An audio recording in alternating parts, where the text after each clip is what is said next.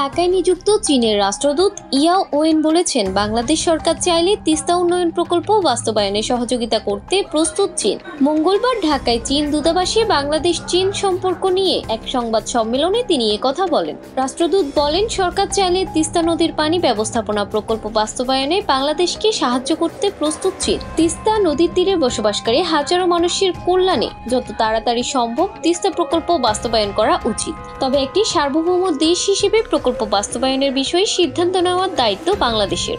ইয়াও ওয়েন বলেন, 2021 সালে বাংলাদেশ সরকার তিস্তা প্রকল্পের জন্য চীনের সহায়তা চেয়ে একটি প্রস্তাব পাঠিয়েছিল। প্রকল্পটি মূল্যায়ন করার পর 2023 সালে চীন বাংলাদেশ সরকারের কাছে প্রতিবেদন দিয়ে জানায় যে তাদের দেওয়া প্রকল্পে কিছু অপ্রয়োজনীয় উপাদান থাকায় প্রকল্পটি সংশোধন করা উচিত। কিন্তু তারপর থেকে আমরা এখনো বাংলাদেশ সরকারের কাছ থেকে কোনো প্রতিক্রিয়া পাইনি। এক প্রশ্নের উত্তরে চীনের রাষ্ট্রদূত জানায়, রোহিঙ্গা ইস্যুতে বাংলাদেশ ও চীনের অবস্থান একই। চীন এই ইস্যু সমাধান চায়।